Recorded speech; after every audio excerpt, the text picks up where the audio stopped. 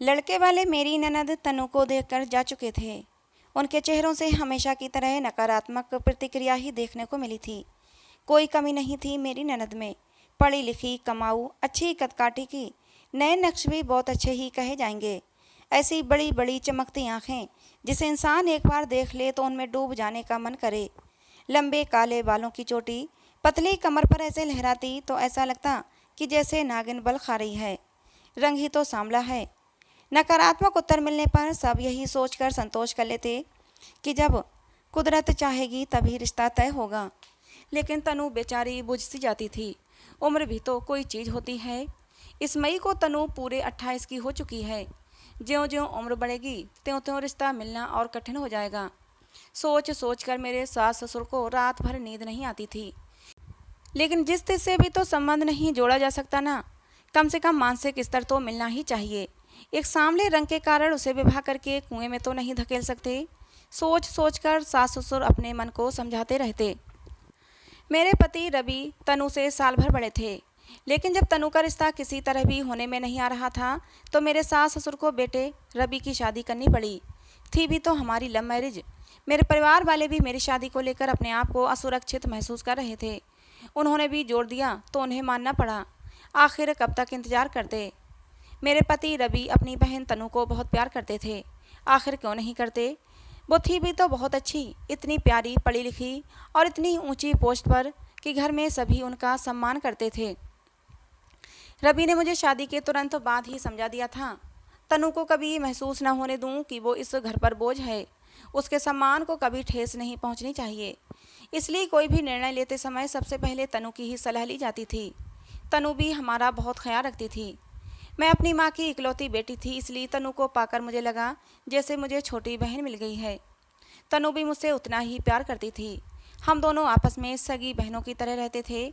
मेरे रिश्तेदार, मोहल्ले वाले जब भी हमारे आपस का प्रेम देखते तो सब लोग अपने दांतों तले उंगली दबा लेते।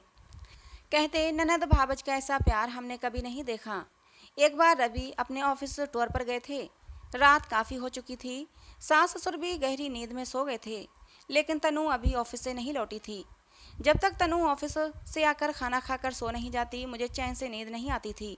अब भी चिंता के कारण मुझे नींद नहीं आ रही थी। तभी कार के हॉर्न की आवाज़ सुनाई दी। मैंने खिड़की से झांक कर देखा।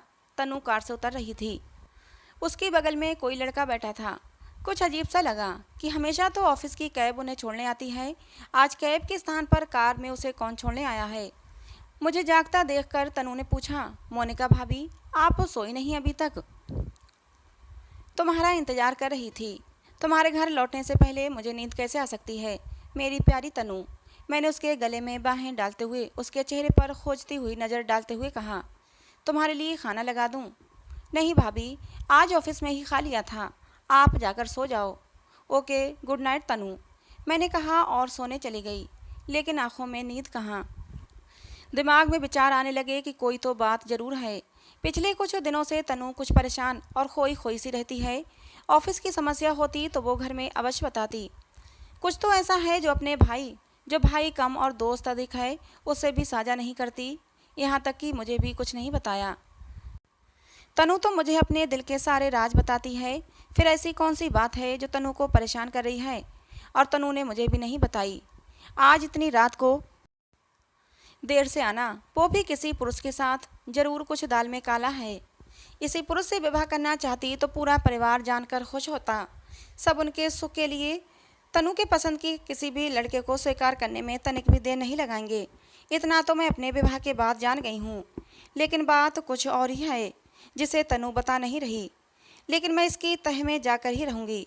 मैंने मन ही मन तय किया और फिर गहरी नींद की गोद में चली गई। सुबह 6 बजे आँख खुली तो देखा तनु ऑफिस के लिए तैयार हो रही थी। मैंने कहा, क्या बात है तनु, आज इतनी जल्दी? मेरी बात पूरी होने से पहले ही तनु बोली, हाँ भाभी, आज ज़रूरी मीटिंग है इसलिए जल्दी जाना है। नाश्ता भी ऑफिस में ही कर लूँगी, देर हो रही है, बाय। मेरे कुछ बोलने से पहले ही वो तीर की तरह घर से निकल गई। बाहर जाकर देखा वही गाड़ी थी। इससे पहले कि ड्राइवर को पहचानूं वो फुर से निकल गई। अब तो मुझे पक्का यकीन हो गया था कि अवश्य तनु किसी गलत आदमी के चक्कर में पड़ गई है। हो ना हो कुछ तो गड़बड़ जरूर है। मुझे कुछ जल्दी ही करना होगा। लेकिन घर में बिना किसी को बताए, वरना तनु अपने आप को अपमानित महसूस करेगी। रात को वही व्यक्ति तनु को छोड़ने आया। आज उसकी शक्ल की थोड़ी सी झलक मैंने देख ली थी, क्योंकि मैं पहले से ही घात लगाए बैठी थी। सास ससुर ने जब देर से आने का कारण तनु से पूछा तो बिना रुके अपने कमरे की ओर जाते हुए थके हुए स्वर में बोली, ऑफिस में मीटिंग थी, थक गई हूँ, सोने जा रही हूँ। आजकल क्या हो गया है इस लड़की को, बिना खाए सो जाती है। छोड़ दे ऐसी नौकरी, हमें नहीं चाहिए। न खाने का ठिकाना न सोने का। माँ बड़बड़ाने लगी थीं, तो मैंने उन्हें शांत कराया कि चिंता न करें, मैं उसका खाना उसके कमरे में पहुंचा दूंगी, वे निश्चिंत होकर सो जाएं। मैं खाना लेकर तनु के कमरे में गई तो देखा वो फ़ोन पर किसी से बातें कर रही थी। मुझे देखते ही फ़ोन काट दिया। मेरे अनुरोध करने पर उसने थोड़ा सा खाया। खाना खाते हुए मैंने पाया कि पहले के विपरीत तनु अपनी आंखें चुराते हुए खाने को जैसे निगल रही थी। कुछ भी पूछना उचित नहीं लगा।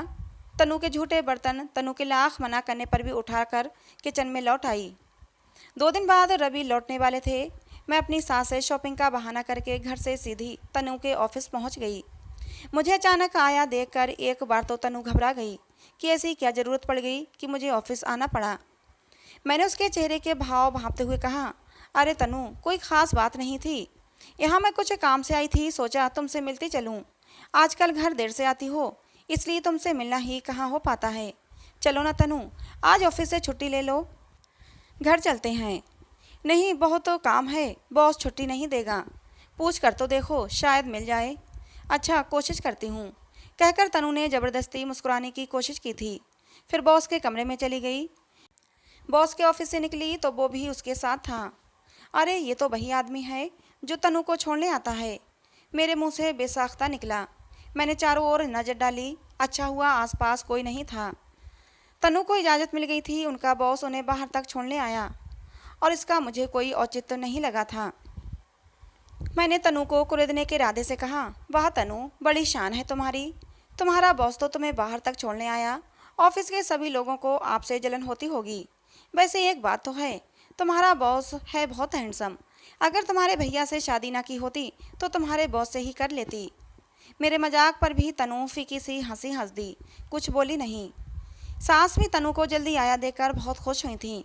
रात को सभी गहरी नींद सो रहे थे कि अचानक तनु के कमरे से उल्टियाँ करने की आवाज़ें आने लगीं। मैं उनके कमरे की तरफ लपकी। वो कुर्सी पर निढाल सी पड़ी हुई थी। मैंने उसके माथे पर हाथ फेरते हुए कहा, क्या बात है तनु, ऐसा तो हमने कुछ नहीं खाया कि जो तुम्हें नुकसान करे, फिर ये बदहजमी कैसे हो गई। फिर अचानक ही मेरा माथा ठनका कि कहीं तनु, ये ख्याल दिल में आते ही मैं कांप गई। मैंने तनु के दोनों कंधे हिलाते हुए कहा, तनु, कहीं तुम्हारा बॉस, सच बताओ तनु, इसीलिए तो तुम इतनी सुस्त, बताओ ना तनु, मुझसे कुछ मत छिपाओ, मैं किसी को कुछ नहीं बताऊंगी। मेरा विश्वास करो। मेरा प्यार भरा स्पर्श पाकर और सांत्वना भरे शब्द सुनकर तनु मुझसे लिपट कर फूट फूट कर रोने लगी और हाँ में सिर हिलाने लगी। मैं सकते में आ गई कि कहीं ऐसी स्थिति ना हो कि सब कुछ हाथ से ही ना निकल जाए। मैंने कहा, तनु, तुम बिल्कुल ना घबराओ, मैं तुम्हारी पूरी मदद करूँगी, बस तुम मुझे सारी बात सुना दो। ज़रूर उसने तुम्हें धोखा दिया है। तनु ने धीरे धीरे कहना शुरू किया, ये बॉस नए नए ट्रांसफ़र होकर मेरे ऑफिस में आए थे। आते ही उन्होंने मेरे में रुचि लेनी शुरू कर दी और एक दिन बोले कि उनके माँ पापा की मृत्यु 2 साल पहले एक रोड एक्सीडेंट में हो गई है। घर उनको खाने को दौड़ता है, अकेलेपन से घबरा गए हैं कि मैं उनके जीवन के खालीपन को भरना चाहूँगी। मैंने सोचा शादी तो मुझे करनी ही है, इसलिए मैंने उनके प्रस्ताव को स्वीकृति दे दी। मैंने उनसे कहा कि वे मेरे मम्मी पापा से मिल लें। उन्होंने कहा कि ठीक है, वे जल्दी ही घर आएंगे। मैं बहुत खुश थी कि चलो मेरी शादी को लेकर घर में सब बहुत परेशान हैं, सब उनसे मिलकर बहुत खुश होंगे। मेरे बॉस जिनका नाम रचित है, कुछ ही दिनों में उनसे ऐसी मोहब्बत हो गई कि उनके बिना जीने के बारे में मैं सोच भी नहीं सकती। वो मुझे बाहर भी घुमाने लेकर जाते थे। रचित भी मुझसे कहते हैं कि वो मेरे बिना रह नहीं सकते। एक दिन उन्होंने मुझे अपने घर पर आमंत्रित किया कि शादी से पहले मैं उनका घर तो देख लूं, जिसमें मुझे भविष्य में रहना है। मैं उनके साथ उनके घर चली गई। रचित ने मुझे अपना पूरा घर दिखाया। उस समय उस घर में हम दोनों अकेले थे और फिर तन्हा घर, तन्हा कमरा, हम दोनों ही बह गए। रचित ने मुझे अपनी बाहों में भर लिया और मैं उसे इनकार न कर सकी। शादी से पहले ही हमारे बीच सब कुछ हो गया। जब होश आया तो मैं बहुत रोई थी, लेकिन उसने मुझे सांत्वना दी। तनु, कुछ नहीं होगा, हम जल्दी ही शादी कर लेंगे। रचित ने मुझे सीने से लगाकर काफ़ी देर तक तसल्ली दी थी। मुझे थोड़ा सुकून हो गया तो मैं घर आ गई। रचित पिछले दिनों की तरह अब भी मुझसे मिलता रहता है और शादी की बात भी कहता है कि हाँ, वो मुझसे ही शादी करेगा। लेकिन पिछले हफ्ते ही मुझे पता चला कि मैं रचित के बच्चे की माँ बनने वाली हूँ। मैंने रचित को इस बारे में बताया, लेकिन रचित तो खुश होने के बजाय परेशान हो गया। कहने लगा कि ये बच्चा गिरा दो, मैं अभी शादी नहीं कर सकता, लेकिन वादा करता हूँ कि शादी तुमसे ही करूँगा। लेकिन मैं बच्चा गिराने के हक में बिल्कुल नहीं हूँ। मैं इस मासूम को दुनिया में आने से पहले नहीं मार सकती, और फिर ये मेरे और रचित के प्यार की पहली निशानी है। मैं कितनी बार रचित को समझा चुकी हूँ कि मैं बच्चा नहीं गिरा सकती, तो मुझसे शादी कर लो, लेकिन पता नहीं रचित की ऐसी कौन सी मजबूरियाँ हैं जो वो मुझसे शादी के लिए टाल मटोल कर रहा है। मैंने तनु को गले से लगा लिया और उसे प्यार से समझाया, तनु, तुम बिल्कुल भी टेंशन मत लो, मैं तुम्हारे बॉस से बात करती हूँ। मुझे तो लगता है कि कहीं रचित तुम्हें धोखा ना दे रहा हो। मेरी बात सुनकर तनु की बड़ी बड़ी आंखों में आंसू तैरने लगे थे। बोली, भाभी, ऐसा मत कहो, मैं रचित के बिना मर जाऊंगी। मैंने तनु के होठों पर हाथ रख दिया। बोली, पगली, ऐसी बातें मुँह से नहीं निकालते। ऐसा करते हैं, आज मैं भी तुम्हारे साथ ही सो जाती हूँ। फिर हम दोनों एक ही कमरे में सो गए। वो तो शुक्र था कि रवि कुछ दिनों के लिए अपने ऑफिस के काम से बाहर गए हुए थे। सुबह 8 बजे मैं सोकर उठी। घड़ी देखते ही मैं चौंक गई। पता नहीं तनु कब उठकर मेरे पास से चली गई थी। जल्दी से बाहर आई तो मेरी सास ने बताया कि तनु ऑफिस के लिए निकल गई है, आज उसे जल्दी जाना था। मैंने भी जल्दी जल्दी अपना नाश्ता किया और तैयार हुई और तनु के ऑफिस पहुंच गई। आज मेरा सबसे पहला काम था रचित से बात करना, और जब मैंने रचित से कहा कि रचित रचित मुझे तुमसे तनु के बारे में कुछ बात करनी है, तो रचित एकदम से चौंक उठा था। उसने मुझे बहुत ही सम्मान से अपने केबिन में बिठाया, और जब मैंने रचित के सामने सारी बात रखी तो रचित कहने लगा, मैं तनु को दिल से प्यार करता हूँ, उसके बिना रहने के बारे में सोच भी नहीं सकता, लेकिन मैं अभी उससे शादी नहीं कर सकता। और जब मैंने शादी न करने की वजह पूछी तो रचित ने कहा कि मेरी दीदी अपनी ननद के साथ मेरी शादी करवाना चाहती हैं। मैं अपनी दीदी को मना भी लेता, लेकिन मेरे जीजा बहुत ही सख्त मिजाज के आदमी हैं। अगर मैंने अपनी दीदी की ननद से शादी नहीं की तो मेरे जीजा मेरी बहन को घर से निकाल देंगे। मैं अपनी बहन का घर बर्बाद होते हुए नहीं देख सकता। मैं एक अजीब दोराहे पर आकर खड़ा हो गया हूँ। समझ नहीं आ रहा अपना घर बचाऊँ या अपनी बहन का। मुझे रचित की मजबूरी समझ में आ गई थी। मैंने कहा, तुम एक बार अपनी बहन को समझाने की कोशिश तो करो, हो सकता है वो तुम्हारे जीजा को मना लें। रचित ने कहा कि मैं अपनी तरफ से पूरी कोशिश कर चुका हूँ। दीदी ने भी एड़ी चोटी का जोर लगा दिया है, लेकिन मेरे जीजा किसी भी तरह नहीं मान रहे। दरअसल मेरे जीजा की बहन मुझसे मोहब्बत कर बैठी है, लेकिन ये उसकी एक तरफा मोहब्बत है। मैंने कभी उसे इस नज़र से नहीं देखा। रचित की सारी बातें सुनकर मैं घर आ गई, लेकिन मैं इतनी जल्दी हार मानने वाली नहीं थी, और इस कंडीशन में तो बिल्कुल भी नहीं जब तनु की कोख में रचित का प्यार पल रहा था। मैंने बातों बातों में रचित से उसकी दीदी का घर का एड्रेस ले लिया था, और अगले ही दिन मैं उसी एड्रेस पर जा पहुंची। जब मैंने रचित की दीदी से बात की तो उन्होंने भी मुझे वही सारी बातें बताईं जो रचित ने बताई थीं। मजबूर होकर जब मैं घर जाने के लिए उठ खड़ी हुई तो रचित की दीदी ने कहा, एक बार मेरे पति विक्रम से भी मिल लो, हो सकता है तुम्हारे समझाने से वो कुछ समझ जाएं। एक आखिरी बार कोशिश करने के इरादे से मैं वहीं सोफे पर बैठ गई। थोड़ी देर बाद विक्रम मेरे सामने था, लेकिन विक्रम को देखकर मुझे हैरत का तेज झटका लगा था। विक्रम, तुम? मोनिका, तुम यहाँ पर? मुझे अपने घर पर देखकर विक्रम भी चौंक गया था। दरअसल विक्रम मेरा क्लास फेलो था और मुझसे प्यार करता था, लेकिन मैं तो रवि से प्यार करती थी। और जब विक्रम ने मुझे अपने प्यार का इजहार किया तो मैंने उसे साफ बता दिया कि मैं रवि से प्यार करती हूँ। मेरी बात सुनकर विक्रम का दिल टूट गया था। उसकी आंखों में आंसू चमकने लगे थे, लेकिन उसने कहा था, मोनिका, मैंने तुमसे सच्चा प्यार किया है, लेकिन प्यार ज़बरदस्ती का सौदा नहीं, प्यार तो दो दिलों का सौदा होता है। अगर तुम मुझसे प्यार नहीं करती तो ज़बरदस्ती मैं अपना प्यार तुम पर थोप नहीं सकता। बस भगवान से यही प्रार्थना करता हूँ कि तुम अपनी ज़िंदगी में खुश रहो। और फिर उसके बाद विक्रम कभी भी मेरे रास्ते में नहीं आया था। आज इतने सालों के बाद विक्रम को अपने सामने देखकर मेरा हैरान होना स्वाभाविक था, और वो भी रचित के जीजा के रूप में। रचित की दीदी चाय बनाने किचन में जा चुकी थी। मैंने विक्रम को सारा किस्सा सुनाया। मेरी बात सुनकर विक्रम के चेहरे पर दर्द साफ दिखने लगा था। बोला, मेरी किस्मत में भी मेरा प्यार नहीं था और ना ही मेरी बहन की किस्मत में उसका प्यार है। लेकिन पहले भी मैंने एक बात कही थी कि प्यार ज़बरदस्ती का सौदा नहीं होता, और आज भी वही बात कहता हूँ। अगर मुझे रचित के बच्चे के बारे में पता होता तो मैं पहले ही अपने कदम पीछे खींच लेता। मैं अपनी बहन को किसी न किसी तरह समझा दूंगा। तुम रचित की और तनु की शादी करवा दो। Thank you Vikram. खुशी से भरे हुए शब्दों में मैंने कहा। मेरी बात सुनकर विक्रम बोला, विक्रम नहीं मोनिका, विक्की कहो। याद है जब कॉलेज के समय तुम मुझे विक्की बुलाती थीं, उस समय मुझे बहुत अच्छा लगता था। आज आखिरी बार विक्की कहकर पुकारो। विक्रम की आंखों के कोने गीले हो गए थे। वो बरसों पुराने अपने प्यार को अभी तक भुला नहीं पाया था। Thank you Vicky. विक्रम ने मेरे लिए इतना कुछ किया था तो मैं उसकी आखिरी इच्छा को तो पूरा कर ही सकती थी।